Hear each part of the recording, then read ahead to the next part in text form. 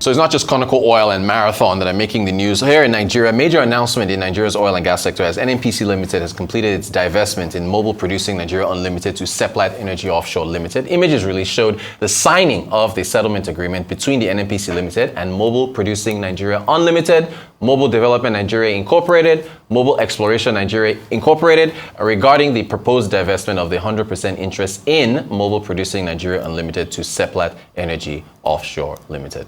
All right, Central Bank of Nigeria, the Act is the subject of a bill by the Senate that looks to, remove the CBN of its power to determine interest rates. It's also looking at capping ways and means at 10%. Chika Mbonu is laughing already.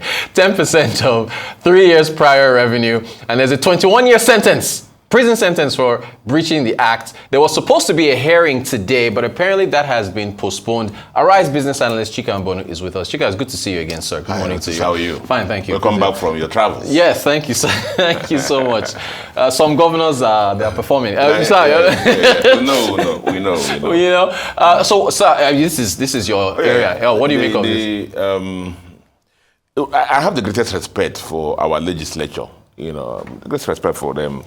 I guess everybody has good interest, the good of the country at heart. But I'm going to talk about this morning because of our view as usual. Because at the end of the day, this will end up in the court of public opinion. Right. It's generally understood that every economy is driven by what they call fiscal policies and the monetary policies. Now, the fiscal policies are driven by the politicians in power, the government in power. It deals with the revenues of government, expenditures of government, taxes, how the government earn money, how the government spend money. Now, that's for the politicians. Now, the other one is the monetary policy is normally, anchored by an independent central bank, basically managing money supply that affects inflation, interest rates, exchange rate, and things like that. And the general belief is that they complement each other, not rather compete against each other. The issue of the independent central bank is as old as history, even from the Second World War, when the German Bundesbank was able to manage inflation down, because of independence. A lot of people felt, that's how it's going to be. The Maastricht Treaty, I'm going to a theory of economics now, also thought about the fact that if you're going to belong to European Monetary Union, you must have an independent central bank. Independence actually means that they are free, devoid of political interference, government in power to set in the monetary and achieve monetary and price stability, that.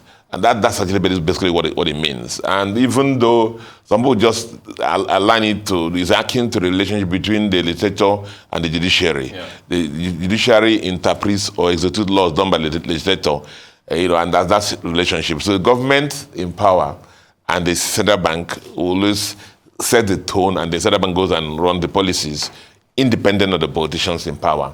And so the best, as they have found, even in the socialist countries, is the central banks must be independent to allow them implement these policies for the good of the economy. Simply because of the fact that politicians have always been known that the primary motive is how to win the next election. Right. How to win the election. What can they implement or do to win the next election? Those things they want to use to convince the electorate, gullible electorate like Nigerians, to win the election, may not in the medium to long term be in the greater good or best interest of the country. Now, if you recall, even let's go to the world's number one democracy, which is the U.S. When Trump came into power, he came in with this thing of I'm going to run with low interest rates. I'm going to run with low interest rates. But the Federal Reserve Bank was chasing inflation then. Now, for those who have listened to this program several times, I've said to chase inflation, to reduce inflation, you have to increase interest rates. Right. Now, for the greater good of the economy, the Federal Reserve Bank knew that inflation was the killer. So to bring it down, they need to increase interest rates. Against what Trump wanted, the politician. Yeah. The promise he made to the electorate. Now, if you recall then, every day he called He was calling the Federal Reserve Bank even names. Yeah. You know how he is. Yes. They were calling them names and names and names and names and names. Even the Tinubu government, when they came into power, they promised low interest rates. Exactly. Again. But now in Nigeria, we're chasing inflation. Right. So you have no choice. The tool you require is what? Higher interest rates to do that. Solve the problem before that things can flow. So it's been known that. So you cannot mix politics with independent central bank. Right. I respect the legislature, but this is one platform that you just stay away from.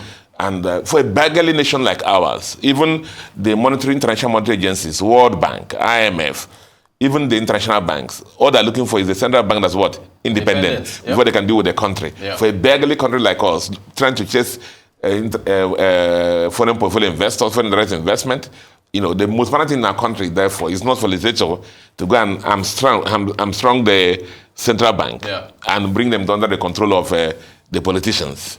Now, proposing that there be a ministerial committee chaired by the Minister of Finance, politician, working with central bank to talk about economic interest rate. So if the interest rate, like the story I told you now, if Tinubu wanted interest rate low and the CBN needed interest rate to be high to chase inflation, the politician, maybe Wale Edu, would just say, no, don't do it, or that. Do you understand the point? Course, it doesn't happen that way.